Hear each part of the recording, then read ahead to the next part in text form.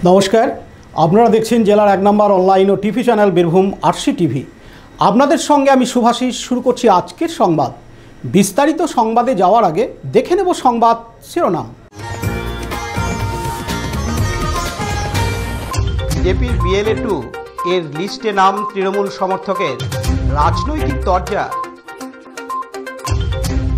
বন্দে মাতারাম এর 150 বছর পূর্তি উপলক্ষে র্যালি ও সাংস্কৃতিক অনুষ্ঠান। 2 জেলা নিয়ে একাধিক শিল্প ভাবনার আসর বোলপুরে। অভিষেক বন্দ্যোপাধ্যায়ের জন্মদিন পালন কঙ্কালীতলা ও পাপুড়ি গ্রামে। অভিষেক বন্দ্যোপাধ্যায়ের জন্মদিন পালন দুবরাজপুরে। নানুরে ফাইলেরিয়া সার্ভের কাজ পরিদর্শন করলেন জেলা সভাধিপতি। অ্যাসোসিয়েশনের 1 বছর পূর্তি উপলক্ষে বিশেষ আলোচনা সভা। এবার সংবাদ বিস্তারিত। বিজেপির BLA-2 এর লিস্টে নাম তৃণমূল সমর্থকের।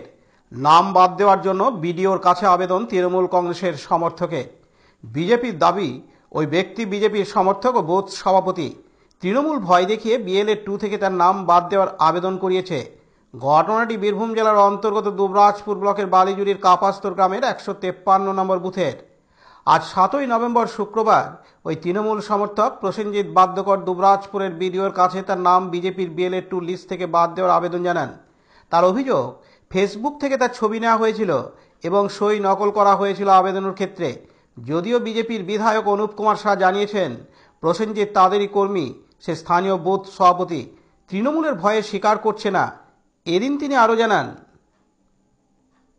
দুবরাজপুর বিধানসভার বালিজুড়ি পঞ্চায়েতের 153 নম্বর বুথের বুথ সভাপতি প্রসেনজিৎ বাদ্যকরকে জোর করে তার যে তিনি BLA-2 ছিলেন সেই BLA-2 তাকে উইথড্র করতে বাধ্য করেছেন এবং তাকে সে বিজেপি নয় তৃণমূল বলে চালানোর চেষ্টা করা হচ্ছে।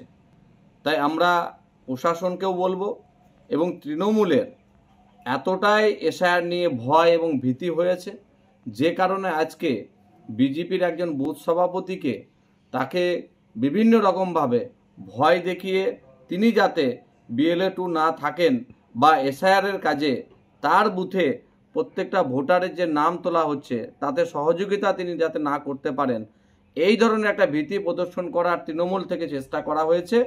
তাই আমরা ধিক্কার জানাচ্ছি তৃণমূল কংগ্রেসের এই ধরনের একটা নেতিবাচক একটা চিন্তাভাবনা। তবুও আমরা মনে করি মানুষ ভারতীয় জনতা পার্টির সাথে আছে এবং আমরা এই যে ঘটনা হয়েছে এই ঘটনার সম্পূর্ণভাবে আমরা খবর নেব এবং প্রশাসনিকভাবে যে ধরনের কাজ করার সেটা আমরা দায়িত্ব নিয়ে প্রশাসনের সাথে কথা বলে আমরা প্রসেনজিৎ বাদ্যকরের পাশে থাকব এবং প্রসেনজিৎ বাদ্যকর কেন আজকে এই ধরনের কাজ করলেন, কিভাবে এই ধরনের ঘটনা হলো সেটাও আমরা কিন্তু জানার চেষ্টা করি। অন্যদিকে দুবরাজপুর ব্লক তৃণমূল কংগ্রেসের কনভেনার রফিউল হোসেন খান বলেন, যাক উনি আমাদেরকে কালকে জানিয়েছেন, জানার পর আমাদের শীর্ষ নেতৃত্ব যারা আছেন তাদের সঙ্গে এই বিষয় নিয়ে আলোচনা করেছি এবং আমাদেরকে যে সাজেশন দিয়েছেন সেইভাবে আমরা আজকে সেই ব্যক্তি বিডিও অফিসে এসেছিলেন, বিডিও অফিসে আজকে জমা দিয়েছেন যে অবিলম্বে তার নামটা যেন বাদ দেওয়া যায় এবং তার জাল সই করা হয়েছে এবং ফেসবুক থেকে তার ছবি তুলে আজকে BLA-2 এ নাম দিয়েছে। বিজেপি এখন কোনো জায়গায় কোনো লোকজনের সমর্থন পাচ্ছেন না, তার জন্য কিন্তু তৃণমূল কংগ্রেসের সাহারা নিতে হচ্ছে। তৃণমূল কংগ্রেসের কর্মীর একজনের নাম দিয়েছে। অবিলম্বে আমরা চাই BLA-2 যত আছে সব BLA-2 জন্য যেন তদন্ত করা হয়। এই বিষয়ে আমরা বিডিও অফিসে জানিয়েছি এবং পুলিশ প্রশাসনকেও জানিয়ে সঠিকভাবে সেই তদন্ত করা যাক, অবিলম্বে তাদের বিরুদ্ধে একটা বড় অ্যাকশন নেওয়া যাক, এইটাই আমরা দাবি করব। আপনারা দেখেছেন তো আমাদের শেষ পদক্ষেপ থাকবে, মানুষের পাশে আমরা থাকব এবং মানুষের হয়ে কাজ করব যেন একটাও ভোটার কার্ড থেকে বঞ্চিত না হয়। সেইভাবে আমাদের প্রত্যেকটা তৃণমূল কংগ্রেসের কর্মীরা নেতৃত্বরা সবাই ঝাঁপিয়ে পড়েছেন এবং মানুষের পাশে আছেন। এবং আজকে সত্যি কথা বলতে নিজেকে লজ্জা লাগছে, বিজেপির বিধায়ক উনি আজকে মিষ্টি বিতরণ করছেন এবং মিষ্টি মুখ করছেন। পাশাপাশি প্রসেনজিৎ বাদ্যকর জানান, তাকেও জানালাম, বলছে ঠিক আছে এটা ব্যবস্থা নেওয়া হবে। তার জন্য আমি ভিডিও কাজকে এসেছি দরখাস্ত নিয়ে, যাতে পরিবর্তন আমার যাতে, আমি তো TMC করি, আমার যাতে নামটা বদনাম করার জন্য কেউ হয়তো করেছে। হ্যাঁ, আমি দীর্ঘদিন ধরে টিএমসি করছি। হ্যাঁ, কেন করব না? আমার যদি এইরকম করে ফাঁসানো থাকে আমি কেন করব না? হ্যাঁ, ওখান থেকে আমাকে বাতিল করা হোক, আমার যেটা, হ্যাঁ, আবার তদন্ত করা হোক যে কিভাবে এসছে নামটা। আমার তো কোনো ডকুমেন্টসই আমি তো দিইনি। আমি টিএমসি করি, তো আমি বিজেপিতে যাবো কিসের জন্য? আমি তো বিএলআর 2 থেকে, যেটা বিজেপি বিএলআর 2 আছে, সেটা আমাকে একজন ফোন করে, যে যাদের মানে কাজ পড়েছে, আমাকে ফোন করলো, বলছে আমি তো এসব কোনো, তাই না, আমি তো দীর্ঘদিন ধরে টিএমসি করছি। না না না, আমাকে কেউ কিছু ভয় দেখায়নি। হ্যাঁ, ফোনটা বিএলআর করেছিল যে এসআই শুরু হবে, সেটা আপনাদের সঙ্গে থাকতে হবে। আমি না, আমি আমার যদি গ্রাম হিসাবে যদি বলে তো আমি থাকতে রাজি আছি, কিন্তু বিজেপি থেকে আমি কোনো মতেই রাজি হয়নি। আমি না, আমি আর যাইও নি। আমি কিসের জন্য যাবো? আমি তো টিএমসি। লালটু মুখার্জির report, Birbhum RC TV, Dubrajpur. Bankimchandra Chattopadhyay রচিত অমর দেশপ্রেমের গান বন্দে মাতরম এর 150 বছর পূর্তি উপলক্ষে আজ শুক্রবার 7ই নভেম্বর সিউড়ি শহরে অনুষ্ঠিত হল বর্ণাঢ্য র্যালি ও সাংস্কৃতিক অনুষ্ঠান। সিউড়ি বিদ্যাসাগর কলেজের এনসিসি বিভাগের উদ্যোগে সকালে এই র্যালিটি বাস স্ট্যান্ড থেকে শুরু হয়ে ডিএম অফিস ঘুরে পৌঁছে যায় সিউড়ি বিবেকানন্দ গ্রন্থাগারে। সকাল 11টায় বিবেকানন্দ গ্রন্থাগার প্রাঙ্গণে হয় মূল অনুষ্ঠান। বন্দে মাতরম, মাস সিঙ্গিং, নৃত্য, বক্তৃতা ও দেশপ্রেম ভিত্তিক পরিবেশনা, ছাত্রছাত্রী, এনসিসি ক্যাডার ও শহরের বিশিষ্ট ব্যক্তিদের অংশগ্রহণে অনুষ্ঠানটি হয়ে ওঠে অনুপ্রেরণামূলক।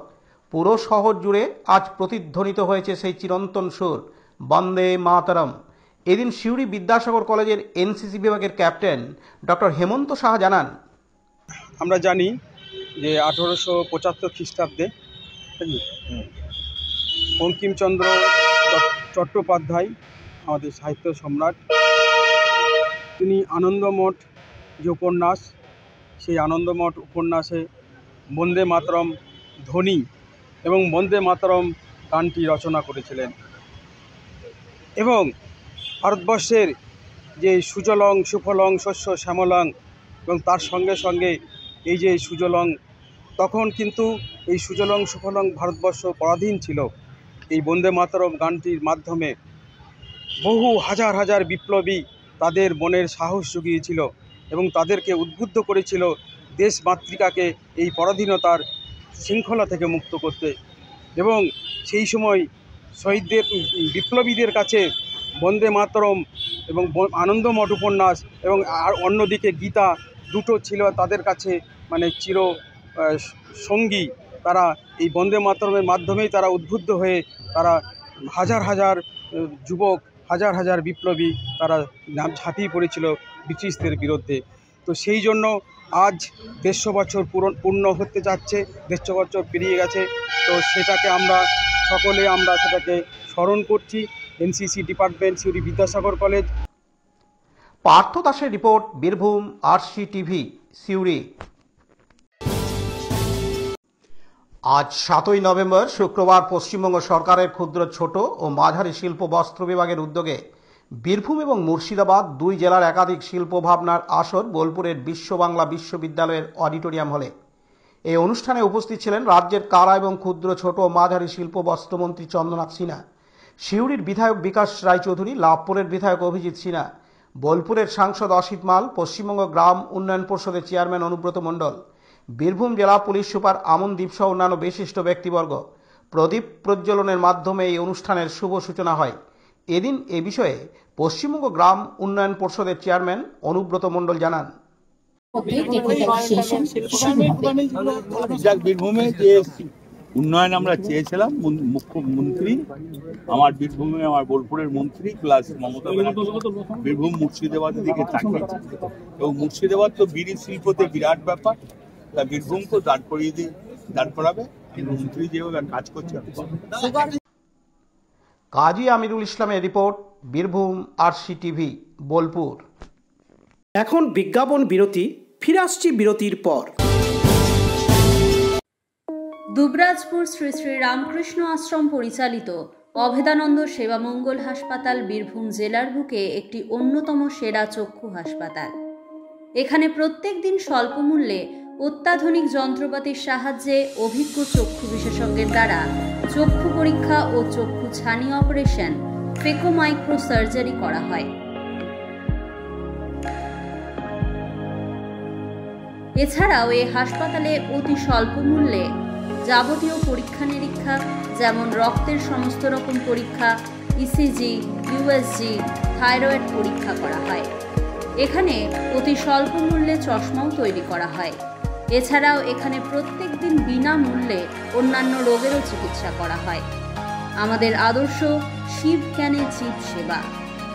যোগাযোগের নম্বর 9382571046 অথবা 9564554959 অথবা 7407405155।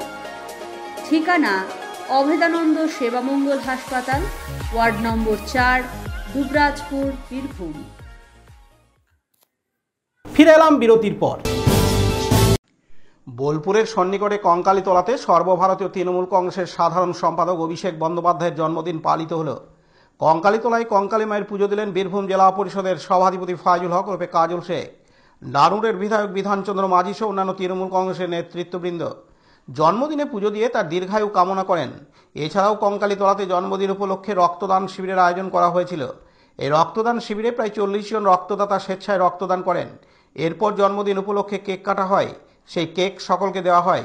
এদিন বীরভূম জেলা পরিষদের সভাধিপতি ফাইজুল হক ওরফে কাজল শেখ জানান, আজকে আমাদের যুবরাজ অভিষেক বন্দ্যোপাধ্যায়ের জন্মদিনটা পালন করলেন। যেহেতু সবার পক্ষে কলকাতা যাওয়া সম্ভব নয়, তাই আমরা মা কঙ্কালীর কাছে 38টি ডালি নিয়ে মা কঙ্কালীর কাছে গিয়েছি। মা কঙ্কালীর কাছে আমাদের যুবরাজ অভিষেক বন্দ্যোপাধ্যায়, যিনি প্রবীণ নবীনের সংমিশ্রণ ঘটিয়ে সারা বাংলার নবজাগরণের যিনি অগ্রদূত, আগামী দিনে আমাদের যিনি পথপ্রদর্শক, সেই অভিষেক বন্দ্যোপাধ্যায়ের জন্মদিনে তার দীর্ঘায়ু কামনা করলাম, তার সুস্থ কামনা করলাম। সঙ্গে সঙ্গে আমাদের মাননীয় মুখ্যমন্ত্রী মাননীয় মমতা বন্দ্যোপাধ্যায়, যিনি পিছিয়ে পড়া বাংলাকে এগিয়ে নিয়ে গেছেন, একের পর এক 95টি জনমুখী প্রকল্প বাস্তবায়িত করে বাংলার মানুষের মনের মণিকোঠায় পৌঁছে গেছেন। সেই মাননীয় মুখ্যমন্ত্রী মাননীয় মমতা বন্দ্যোপাধ্যায়ের দীর্ঘায়ু কামনা করলাম, সুস্থ। পাশাপাশি আজকে শুক্রবার 7ই নভেম্বর সর্বভারতীয় তৃণমূল কংগ্রেসের সাধারণ সম্পাদক অভিষেক বন্দ্যোপাধ্যায়ের শুভ জন্মদিন উপলক্ষে বীরভূম জেলা পরিষদের সভাধিপতি ফাইজুল হক ওরফে কাজল শেখ নিজ গ্রাম পাপুড়িতে পবিত্র জুম্মার নামাজে দোয়া প্রার্থনা সহ গ্রামের মোট 5টি মসজিদে আগত সকলের জন্য আয়োজিত হয়েছিল মধ্যাহ্নভোজনের। কাজী আমিদুল ইসলামের রিপোর্ট, বীরভূম RCTV, বোলপুর। দুবরাজপুর শহর তৃণমূল কংগ্রেসের পক্ষ থেকে অভিষেক ব্যানার্জির জন্মদিন পালন করল দুবরাজপুর শহর তৃণমূল কংগ্রেসের কার্যালয়ে। এদিন কেক কেটে জন্মদিন পালন করল তৃণমূল কংগ্রেস। উপস্থিত ছিলেন তৃণমূল কংগ্রেসের দুবরাজপুর শহর সভাপতি স্বরূপ আচার্য, দুবরাজপুর পৌরসভার চেয়ারম্যান পীযূষ পাণ্ডে, দুবরাজপুর পৌরসভার ভাইস চেয়ারম্যান মির্জা শওকত আলী, বিভিন্ন ওয়ার্ডের কাউন্সিলরগণ ও অন্যান্য তৃণমূল কংগ্রেসের নেতাকর্মীরা। এদিন তৃণমূল কংগ্রেসের দুবরাজপুর শহর সভাপতি স্বরূপ আচার্য জানান, বলি আমরা এই মুহূর্তে পশ্চিমবঙ্গবাসী আমাদের জননেত্রী মমতা বন্দ্যোপাধ্যায়ের পরেই যার উপরে ভরসা রাখি আমরা সমগ্র পশ্চিমবঙ্গবাসী, সেই আমাদের সেনাপতি অভিষেক বন্দ্যোপাধ্যায়ের আজকে শুভ জন্মদিন। এবং সেই জন্মদিন উপলক্ষে আমরা দুবরাজপুর শহর তৃণমূল কংগ্রেস পার্টি অফিসে সমবেত হয়েছি। আমরা ওনার জন্মদিনকে সাড়ম্বরে পালন করছি। আমরা চাই উনি যেভাবে পশ্চিমবঙ্গবাসীর পাশে দাঁড়িয়ে লড়াই করছেন সমস্ত অন্যায়ের উপরে, অবিচারের বিরুদ্ধে, অন্যায়ের বিরুদ্ধে, সেই জায়গা থেকে দাঁড়িয়ে ওই যে লড়াই ওনার, সেই লড়াইয়ে সমস্ত পশ্চিমবঙ্গবাসী হিসেবে আমরা তার সাথে আছি এবং ঈশ্বরের কাছে প্রার্থনা করছি তিনি সুস্থ থাকুন এবং সুস্থ থেকে এইভাবেই আমাদের পাশে দাঁড়িয়ে থাকুন, লড়াই করুন। যার জন্য কিন্তু আমরা এখানে সবাই সমবেত হয়েছি। আমরা সকলে মিলে ওনার জন্মদিন পালন করছি। আমার সমস্ত শহর নেতৃত্ব এখানে দুবরাজপুর পৌরসভার পৌরপিতা, উপপৌরপিতা থেকে আরম্ভ করে সমস্ত কাউন্সিলর, সমস্ত নেতৃত্ব আমার এখানে হাজির আছে। সকলে মিলে আমরা এই জন্মদিন পালন করলাম এবং ঈশ্বরের কাছে প্রার্থনা করলাম যেন অভিষেক বন্দ্যোপাধ্যায় সুস্থ থাকুন এবং এই সুস্থ থেকে এইভাবে আমাদের পাশে দাঁড়িয়ে লড়াই করে যান। লালটু মুখার্জির রিপোর্ট, বীরভূম RCTV, দুবরাজপুর। বীরভূম জেলার অন্তর্গত নানুর বিধানসভার নানুর ব্লক প্রাথমিক স্বাস্থ্যকেন্দ্রে আয়োজিত থুপসারা অঞ্চলের আতকুলা প্রাথমিক বিদ্যালয়ে TAS1 তথা ফাইলেরিয়া মূল্যায়ন সার্ভের কাজ শুরু হয়। এই মূল্যায়ন সার্ভের কাজ পরিদর্শন করেন বীরভূম জেলা পরিষদের সভাধিপতি ফাইজুল হক রূপে কাজল শেখ। তিনি স্বাস্থ্যকর্মী, শিক্ষক, শিক্ষিকা ও ছাত্রছাত্রীদের অভিভাবকদের নিয়ে স্বাস্থ্য সচেতনতার জন্য বিভিন্ন বিষয়ে আলোচনা করেন। এই বিষয় নিয়ে বীরভূম জেলা পরিষদের সভাধিপতি ফাইজুল হক রূপে কাজল শেখ জানান, আজকে সারা বীরভূম জেলা জুড়ে প্রত্যেকটি ব্লকের স্বাস্থ্য আধিকারিকদের দ্বারা প্রাইমারি যে স্কুলগুলো আছে সেই স্কুলগুলোতে বাচ্চাদের ফাইলেরিয়া টেস্ট করা হচ্ছে।